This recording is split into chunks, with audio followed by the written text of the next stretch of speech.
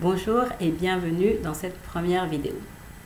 Alors, je vais commencer par une petite expression populaire américaine que j'ai vue sur les réseaux sociaux circuler depuis 2-3 ans et qui dit nous avons tous le même nombre d'heures que Beyoncé. Alors, pourquoi cet exemple? Parce que Beyoncé est connue pour réussir à accomplir pas mal de choses en une seule journée.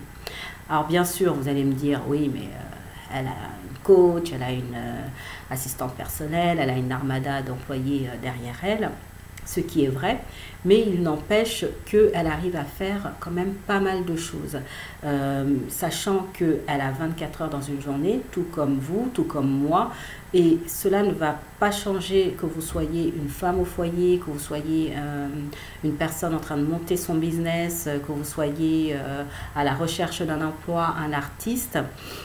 Nous avons tous 24 heures dans une journée, ce qui représente 1440 minutes et quand même 86 400 secondes, ce qui est énorme. La différence entre vous, moi ou Queen Bee, c'est comment on va décider de gérer ce temps qui nous est alloué. Est-ce qu'on va prioriser nos objectifs ou on va décider de prioriser les objectifs des autres? Quand je dis que vous allez décider de prioriser les objectifs des autres, souvent c'est inconscient, c'est-à-dire que on va débarquer dans votre bureau en vous disant il faut absolument faire ça parce que c'est super urgent. Vous aviez prévu de faire ceci à la maison, vous recevez un coup de fil qui vous interrompt et une personne vous demande de l'aider sur tel ou tel problème. Donc là, vous allez vous interrompre et vous allez le faire. Et quand vous faites ceci, en fait, vous vous laissez déborder. Donc, ce que je voudrais dans cette première vidéo, c'est vous dire qu'il va falloir apprendre à libérer votre esprit de cette notion que vous n'avez pas le temps. C'est pas que vous n'avez pas le temps, c'est que vous ne prenez pas le temps. Et c'est une énorme différence.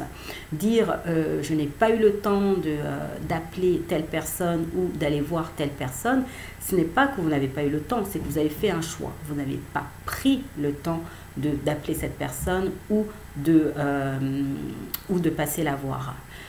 Quand on ne fait pas quelque chose, quand on ne va pas au bout d'un projet ou quand on ne commence pas cela, c'est tout simplement parce que ça vous gave. Ça peut arriver, excusez-moi l'expression, mais ça peut être également parce que vous ne savez pas comment faire, vous ne savez pas par où commencer, ou tout simplement parce que ce n'est pas votre priorité. Donc, afin de pouvoir avancer dans la gestion de votre temps, la première chose à faire, c'est d'arrêter de dire « je n'ai pas eu le temps de faire ceci ». Ce n'est pas que vous n'avez pas eu le temps de le faire, c'est que vous n'avez pas pris le temps de le faire. Et donc, vous avez fait un choix.